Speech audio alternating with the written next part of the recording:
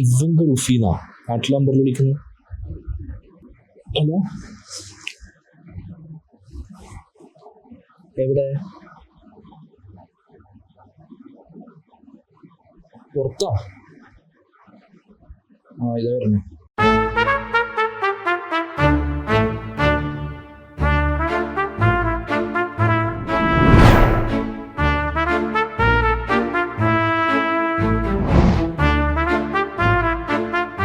അന്നലോടെ കൊണ്ടാക്കി തന്നേ. ആ പിന്നെന്തേ കൊറേ പറയാണ്ട് ബാ. എന്ത് സംഭവം? വാ. കാര്യം എന്താണ്? വാ പറയാണ്ട്. വാ പറയാ. സംഭവം പറയടാ. വാ എന്താണ് കാര്യം? പാടാ എന്നല്ല പറയാൻ നമുക്ക് ഇരിക്ക അവിടെ. എന്നിട്ട് എല്ലാം ഞാൻ പറഞ്ഞു. അവിടെ എവിടെ ഇരുന്നാ പോലെ? ഇവിടെ ഇരിക്കാറാ നല്ലേ. ഇവിടെ തന്നെ ഇരിക്കണം. ആ ഇവിടെ ഇരിക്ക. അല്ലടാ, ഇവിടുന്ന് കുറ്റം പറിച്ച് അങ്ങോട്ട് പോയിട്ട് അവിടുന്ന് ഇപ്പൊ ഇങ്ങോട്ട് കുറ്റം പറിച്ചു വന്നിട്ടല്ലോ. എന്താണ് എന്റെ പ്രശ്നം? എന്താ ഇത്രേ പൈസ ചെലവാക്കിയിട്ട് പറഞ്ഞാൽ എന്നെ ഇവിടുന്ന് ഒരു കൊറേ പറയാണ്ടാകുമ്പോ അതെന്താ വെച്ചാൽ എന്റെ അമ്മാസങ്ങാക്കല്ലേ കൊണ്ടുപോയത്. ഇവിടുന്ന് അങ്ങോട്ട് കൊണ്ടേ. ആ അവിടെ പോയിട്ട് നാളെ ജോലിക്ക് ഇന്റർവ്യൂ ഉണ്ട്, പോവാൻ പറഞ്ഞു. അമ്മായപ്പനും ഉണ്ട്. അങ്ങനെ അമ്മായപ്പൻ പോയി ഇന്നേം കൊണ്ടുപോയിട്ട് അവിടെ എത്തിയപ്പോ എന്നോട് പേരൊക്കെ ചോദിച്ചു. ഞാനൊന്നും മുണ്ടില്ല. ഇനി അമ്മായപ്പനിക്ക് വലിയ പ്രശ്നം ഉണ്ടാവണ്ട. അപ്പൊ അമ്മായപ്പൻ പറഞ്ഞു, കുറെ കഴിഞ്ഞപ്പോ അമ്മ ഇജ്ജെന്താ എന്റെ പേര് പറയട്ടെ.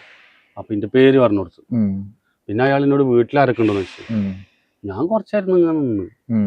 അപ്പൊ അമ്മായപ്പൻ ഇല്ല, ഞാനൊന്നും പറഞ്ഞില്ല. അമ്മായപ്പൻ ചോദിച്ചു, ഇജ്ജെന്താ എന്റെ വീട്ടിൽ ഉമ്മ ഇപ്പൊ ഉള്ള കാര്യങ്ങൾ പറഞ്ഞു കൊടുക്കാനാണ്. അപ്പൊ ഞാൻ ഉമ്മ ഇപ്പം പെങ്ങളും ഉണ്ടെന്ന് പറഞ്ഞു. പിന്നെ നമ്മളതൊക്കെ പറയുള്ളൂ. എന്നിട്ട് ഇന്നെ മാറ്റി എടുത്തിട്ട് അമ്മായപ്പനോട് അയാൾ എന്തൊക്കെ സംസാരിച്ചു. തിരിച്ചു വരുമ്പോ അമ്മായപ്പൻ പറയും എന്റെ ജോലി പോയി. ഇതാണ് ഇന്റർവ്യൂ. പറയും ഇന്റർവ്യൂ ഇതാ. അപ്പൊ ഈ എന്തോന്നും പറയാതിരുന്നേ അവര് ചോദിച്ചപ്പോ?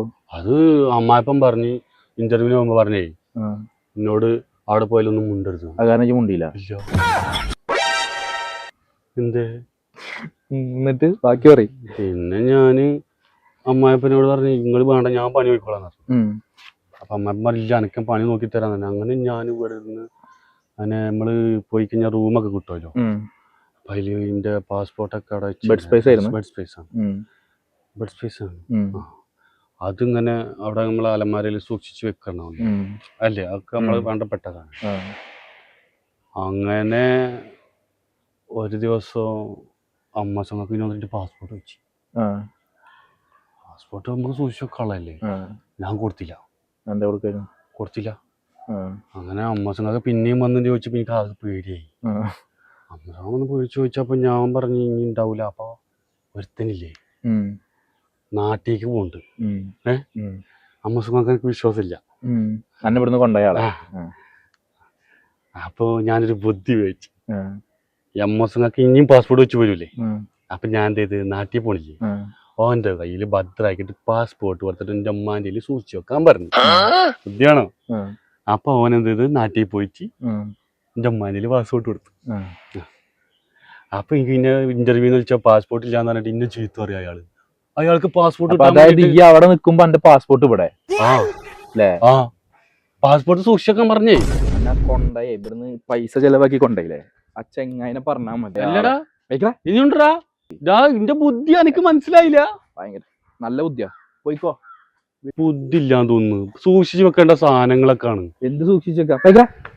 നീറ്റിപ്പോ ഇതിനൊക്കെയാണ് നമ്മളെ കൂട്ടുകാരെന്ന് പറഞ്ഞ് നടക്കണത്.